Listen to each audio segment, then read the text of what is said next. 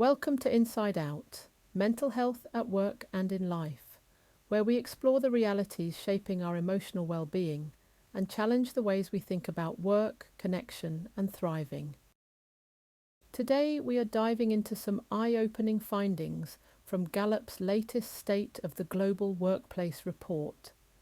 And what they reveal is both deeply concerning and critically important if we care about creating workplaces where people can genuinely thrive. According to Gallup, global employee engagement has dropped for only the second time since 2009.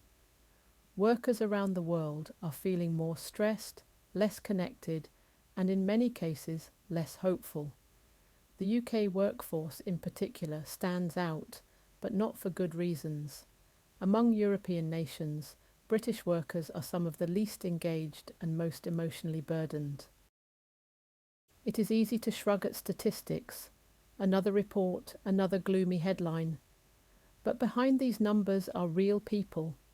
People who wake up every day feeling emotionally drained before they even open their laptop. People who feel disconnected from any sense of meaning in their work. People who are quietly, invisibly carrying heavy loads of stress, exhaustion, and loneliness. And the truth is, we cannot fix what we refuse to name. So let's name it. This is not just about employee engagement, it is about emotional survival in systems that often demand more than they give back. It is about the human cost of workplaces that still treat mental health as a personal responsibility rather than a collective priority. Gallup's findings show that only 10% of employees in the UK feel engaged at work. Think about that. 9 out of 10 people are either passively disengaged or actively miserable in the place where they spend most of their waking hours. And yet, for too long, organisations have treated disengagement as a performance issue, a motivation problem, something to be fixed with another well-being week or an inspirational speaker. But people are not disengaged because they need another mindfulness app. They are disengaged because they are emotionally spent, because the psychological contract between employer and employee, the unspoken agreement that work should be meaningful, secure, and humanizing, has been broken in too many places for too long. One of the most striking things in the report is the link between poor management and emotional strain. Employees who rated their manager poorly were far more likely to report high levels of stress. And yet we continue to underinvest in what leadership actually means. We teach managers how to drive targets, but not how to lead people. We reward control rather than compassion. We mistake authority for influence.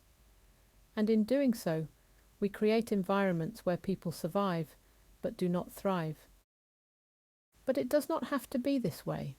Imagine workplaces where managers are trained not just in metrics, but in emotional intelligence, where success is measured not just by quarterly profits, but by the well-being of the people who made those profits possible, where leaders understand that you cannot separate mental health from daily working life, that psychological safety is not a luxury, but a foundation.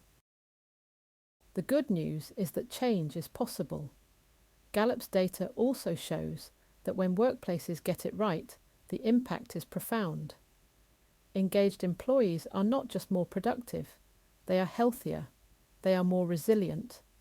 They contribute to stronger, more humane organisations that, in turn, create stronger communities. But to get there, we need honesty. We need to be willing to ask the hard questions. Are our policies for show, or do they truly support mental health? Are our managers equipped to lead with empathy, or are they trapped in outdated models of control? Are we willing to measure success not just by what gets done, but by how people feel while doing it? This is not about ticking boxes. It is about shifting culture. It is about remembering that workplaces are human systems, and when those systems fail to care for the humans within them, no amount of productivity hacks will save us. We are standing at a crossroads. We can keep pretending that disengagement is a problem with workers, or we can admit that it is a signal, a warning that our systems are failing, and that we have a moral responsibility to build better ones.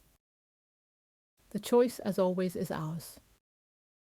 Thank you for joining me on this episode of Inside Out: Mental Health at Work and in Life.